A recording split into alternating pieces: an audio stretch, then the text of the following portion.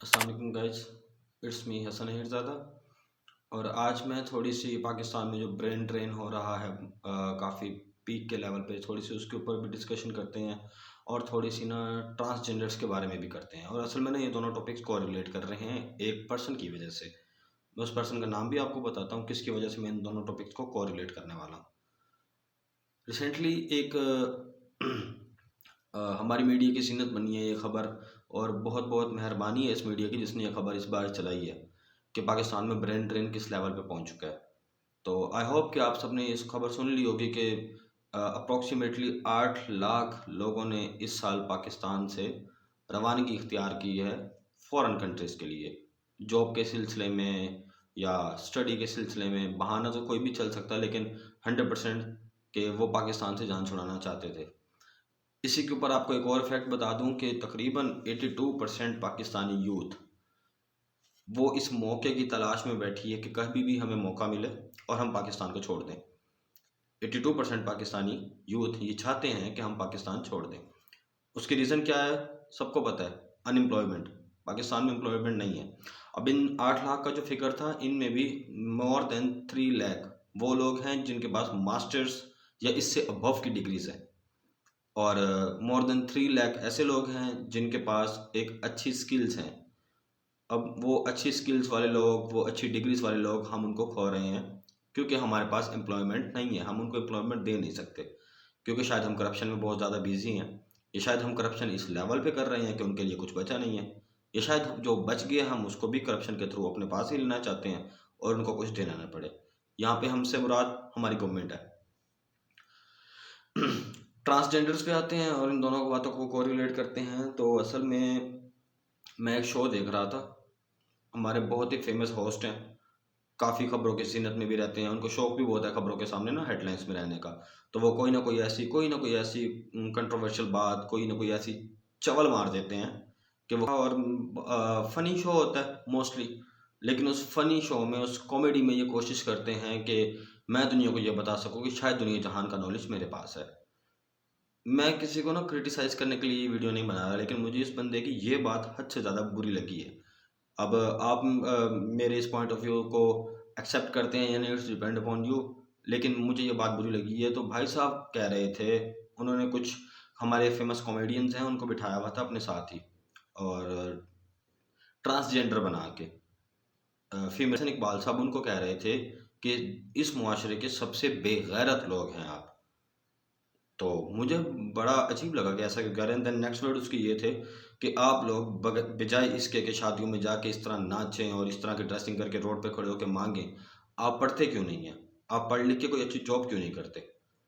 तो यहाँ पे वो जो ट्रांसजेंडर उनके बैठे हुए थे, ऑफ कोर्स वो उनके सीखे हुए होते हैं, तो उन्होंने भी इस बात पे सर झुका लिया कि सर बस ये, सर बस यो, यानी वो उनको दबाने की कोशिश कर रहे थे और उनको ये फील करवाने की कोशिश कर रहे थे कि ट्रांसजेंडर्स को इन सब काम करने के बजाय कोई अच्छी जॉब करनी चाहिए।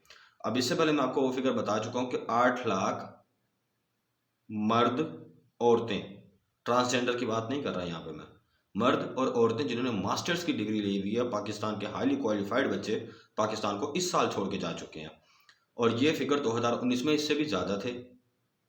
2020 में फिगर कम हुए हैं ड्यू टू कोरोना, और उसके बाद 2022 में ये फिगर फिर से दोबारा से आपके सामने ही है ये फिगर्स। अब बात ये है कि ट्रांसजेंडर, चले मैं कहता हूँ कि ठीक है, उनको पढ़ना चाहिए, उनको पढ़ने के बाद जॉब करनी चाहिए। पहली बात, जॉब देगा कौन?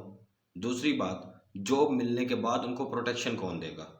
2018 वाला बिल जिस तरह अभी तक वो मेरे हिसाब से ठुड्डों की जीनत बन रहा है, वो अभी तक सही तरह पास नहीं हुआ। और सिंध गवर्नमेंट ने एक बहुत बड़ा स्टेप लिया था, बहुत ही अप्रिशिएटेबल स्टेप था उनका, कि 0.5% कोटा होगा ट्रांसजेंडर्स का गवर्नमेंट जॉब्स में। लेकिन 1 साल से ज़्यादा हो गया, अभी तक इसके ऊपर कोई इम्प्लीमेंटेशन नहीं हुई। अब जो ट्रांसजेंडर, मेरा एक क्लोज फ्रेंड है, फेसबुक फ्रेंड है मेरा, एंड ही इज़ ट्रांसजेंडर। तो he told me about his work place, कि किस तरह का उसके साथ बिहेवियर रखा गया यहाँ पाकिस्तान में। वो पाकिस्तान में नहीं है, वो भी छोड़ गया। किस तरह का पाकिस्तान में उसके साथ बिहेवियर था, और किस तरह के वर्ड्स उसके लिए यूज़ होते थे। तो भाई इस सोसाइटी को कौन ग्रूम करेगा? बजाय इसके कि आप सोसाइटी को ये बात समझाएं कि इन ट्रांसजेंडर्स को मजबूर ना करें इस तरह की हरकतें करने पर, कि वो घरों में शादियों में जाके डांस करें और रोड पे खड़े होकर मांगे। अगर वो ऐसा कर रहे हैं तो इसके बिहाइंड असली रीज़न तो हम खुद हैं जो उनको मजबूर कर रहे हैं ये सब करने पे। तो मैं आपको कुछ फैक्ट्स बता ही देता हूँ बल्कि इसके बारे में भी। तो फर्स्ट हमारे पास एक केस है फैसलाबाद का, जहाँ पे एक ट्रांसजेंडर को रेप करने के बाद कत्ल कर दिया गया 2020 में। 2020 का ही हमारे पास एक और केस है स्वाबी का। तो एक भाई ने, यानी उसी ट्रांसजेंडर का वो भाई था, सगा भाई, उसने अपने उस भाई को कत्ल कर दिया जो ट्रांस था। सोसाइटल फैक्ट्स देख रहे हैं आप कि हमारी सोसाइटी में इन ट्रांसजेंडर को समझा किया जाता है, और हम बात कर रहे हैं कि नहीं भाई साहब आप तो जॉब करें। तो ये दूसरा केस था। थर्ड केस ये है हमारे पास केपी वाली रीजन का ही है। तो वहाँ पे भी इसी तरह हुआ कि गन शूट हुए, दो ट्रांसजेंडर्स थे, उनमें से एक की डेथ हो गई और दूसरा सीवियर जख्मी था। हॉस्पिटल जाने के बाद पता चला कि ये किसी शादी के फंक्शन में गए हुए थे, तो वहाँ पे पैकिंग कर रहे थे वापसी जाने के लिए, और वहीं पे किसी ने खड़े होकर इनको फायर मार दिए। ये लेवल है। अब बताएं कि आप वो बेचारे जॉब करें तो करें कहाँ? जॉब करते हैं, हरेसमेंट, सेक्सुअल अब्यूज़, बुलिंग, पता नहीं क्या क्या नहीं करती हमारी सोसाइटी इनके साथ। ये फर्स्ट केस है कि अगर वो सपोज करें पढ़ लिख जाता है। अब इसी बात को रिलेट करते हैं कि कोई ट्रांसजेंडर पढ़ लिख कैसे सकता है। सबसे पहले हमारा मुआशरा, ये भी हमारा माशरा ही है ना, पेरेंट्स भी हमारे माशरे में ही आते हैं। सबसे पहले तो वो उनको अपने घरों में नहीं रखते, वो उनको उन ट्रांस कम्युनिटीज़ में भेज देते हैं जहाँ पे सिखाया सिर्फ डांस जाता है। तो वो क्या ट्रांस कम्युनिटी में जाके वहाँ पे पढ़ाई स्टार्ट कर दे? Is it possible? मैं आफ्ताब इकबाल साहब से पूछता हूँ कि खुदा न खास्ता अगर वो ऐसे किसी कम्युनिटी में चले गए होते तो क्या वो वहाँ पे जाके स्टडी स्टार्ट करते? को माइंड मानता है ये बात? Of course not. सेकंड, पढ़ लिख गया, जॉब पे चला गया, पहले तो जॉब मिलेगी कैसे? देखें प्राइवेट सेक्टर तो इतना इतना वहाँ पे जेंडर डिस्पैरिटी है प्राइवेट सेक्टर में कि जहाँ पे मर्दों की ज़रूरत है वहाँ पे किसी औरत को जॉब मिल ही नहीं सकती। मतलब सपोज करें कोई हार्ड जॉब है और एक मर्द और एक औरत का इंटरव्यू हो रहा है और औरत काफ़ी अच्छा इंटरव्यू दे रही है, तो एक्सेप्ट मर्द को किया जाता है कि भाई कर वो सकता है, औरत कर नहीं सकती, प्रेशर है, औरत कैसे बेयर करेगी। यहाँ पे हम बात कर रहे हैं उस थर्ड जेंडर की कि भाई साहब आपको भी जॉब मिल जाएगी। ये मैं प्राइवेट सेक्टर की बात कर रहा हूँ। और प्राइवेट सेक्टर में ही जहाँ पे औरत की ज़रूरत है वहाँ पे कोई मर्द नहीं आ सकता। आप मुझे बता दें कितने प्राइवेट हॉस्पिटल्स, कितने प्राइवेट स्कूल्स और कितने ऐसे प्राइवेट और इंस्टीट्यूशंस ऐसे हैं जहाँ पे आपने रिसेप्शन में किसी मर्द को देखा हो? इक्का दुक्का कोई हो, वो भी किसी बैकवर्ड वाले एरिया में जहाँ पे औरतें शायद जॉब करती ही ना हो, वहाँ पर उनको औरतों को जॉब करने की इजाज़त ही ना हो, वहाँ पे शायद कोई मर्द बैठा हुआ आपको मिल जाए, वरना वहाँ पे मर्द नहीं बैठ सकते। तो ये जेंडर डिस्पैरिटी है हमारे माशरे में, और हम बात कर रहे हैं कि भाई ट्रांसजेंडर्स आप क्यों ये डांस कर रहे हैं? आप भी माशरे में जॉब करें। मर्दों को सारी जॉब्स मिल गई हैं, औरतों को सारी जॉब्स मिल गई हैं, ये ट्रांस ही तो रह गए थे, आए आपको भी गवर्नमेंट जॉब देते हैं। भाई साहब अपना ब्रेन ड्रेन चेक करें, अपने पास एम्प्लॉयमेंट चेक करें, एम्प्लॉयमेंट रेट चेक करें, अपने हालात चेक करें, और फिर इन ट्रांसजेंडर को बैठ के आप नसीहतें कीजिएगा। मैं ऐसा बिल्कुल नहीं कह रहा कि उनको नहीं पढ़ना चाहिए, वो उन लोगों को पढ़ना चाहिए, उन लोगों को आगे बढ़ना चाहिए, आई रियली सपोर्ट देम। लेकिन उनको पढ़ाएगा कौन, उनको आगे बढ़ाएगा कौन, इस सोसाइटी को समझाएगा कौन? आप जैसे लोग जो बड़े बड़े होस्ट टीवीज पे बैठ के उनको क्रिटिसाइज कर रहे हैं, वही लोग कम्युनिटी को समझा सकते हैं कि कम्युनिटी तुम भी इन लोगों को एक्सेप्ट करो। ऑफ कोर्स उनका कसूर नहीं है अगर वो ट्रांस हैं, और इस बात जो खैर डिबेट करना मेरा बनता भी नहीं है। बहुत बड़े बड़े अच्छे अच्छे फिलोसफर माइंडेड लोगों की इस पर डिबेट्स पड़ी हुई हैं कि ट्रांस का कोई कसूर नहीं होता इसमें, और कसूर किसका होता है, ये भी बायोलॉजिकल हमारे पास फैक्ट्स प्रेजेंट है कि एक्चुअली ये होता क्यों है। उसमें डिबेट में डिटेल में नहीं जाता। तीसरी चीज़ ये है कि इनको, इन ट्रांस को एक्सक्लूड किया जाता है एजुकेशन से, जॉब से, सबसे बड़ी बात हेल्थ केयर सिस्टम से। आप मुझे बता दें कम्युनिटी में ट्रांस कितने हैं, और आपने किसी अच्छे हॉस्पिटल में, किसी अच्छे गवर्नमेंट हॉस्पिटल में कितने ट्रांस देखे हैं? प्राइवेट में तो वो बेचारे जा ही नहीं सकते, गवर्नमेंट वाले भी उनको एक्सेप्ट नहीं करते, जॉब पे उनको एक्सेप्ट नहीं करते, हॉस्पिटल्स में उनको एक्सेप्ट नहीं करते।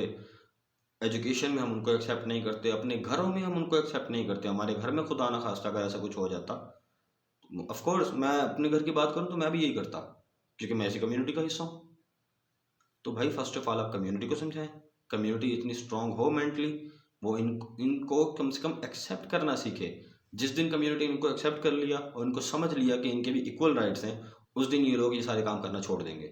उस दिन इस तरह होगा कि जिसके पास कोई स्किल नहीं होगी, जो नहीं पढ़ा होगा, जो कुछ नहीं किया होगा, वो मर्द भी शादियों में जाके डांस कर रहा होगा। और जो पढ़ा लिखा होगा, जिसके पास स्किल्स होंगी, जिसको एजुकेशन के मौके मिले होंगे प्रॉपर, वो ट्रांसजेंडर भी जाके किसी अच्छे इंस्टीट्यूट में कोई जॉब कर रहा होगा ऑफ कोर्स।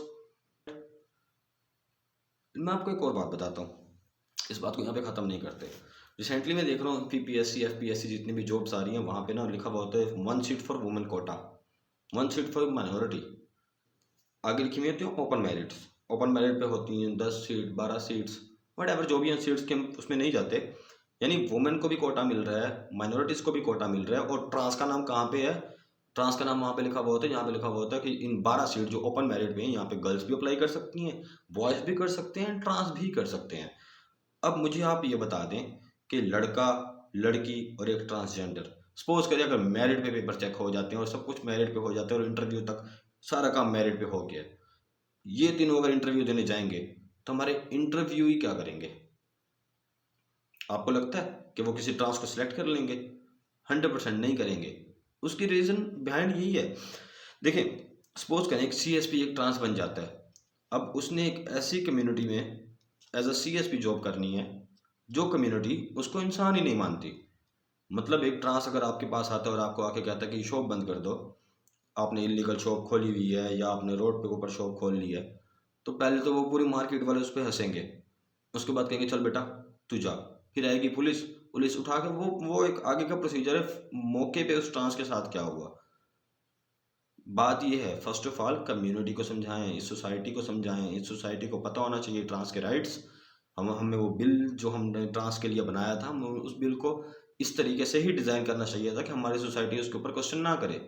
उस बिल को इतना आपने कंट्रोवर्शियल बना दिया और इतना लंबा उसको लेके चले गए हैं कि 18 से लेके 22 तक आपसे एक बिल ही प्रॉपर पास नहीं हो रहा। बात करते हैं आप ट्रांस को समझाने की, तो एहसन, सॉरी, आफ्ताब इकबाल साहब, मेरी अगेन आपको ये सजेशन है, I hope for the good कि ये वीडियो आप तक कहीं ना कहीं से शायद पहुंच जाए। तो अगर आप तक पहुंच जाती है तो भाई साहब आप बड़े टीवी चैनल्स के ओनर हैं, आप वहाँ पे बैठे हुए हैं, थोड़ा सा दिमाग को ना अच्छे तरीके में भी इस्तेमाल किया करें, सिर्फ बुरे तरीके में नहीं। देखें, नॉलेज दो टाइप्स की होती है, एक नफ़ा देने वाली, एक नफ़ा ना देने वाली। और हमारे प्यारे नबी आप सल्लम, उन्होंने भी ऐसी नॉलेज से ना पनाह मांगी थी जिसका कोई फ़ायदा ना हो। तो खुदारा ऐसी नॉलेज जमा ना करें जिसका आपको कोई फ़ायदा ना हो, ऐसी नॉलेज जमा करें जो माशरे के भी काम आए, आपके भी काम आए। Thank you, that's all from my side. अल्लाह हाफिज़।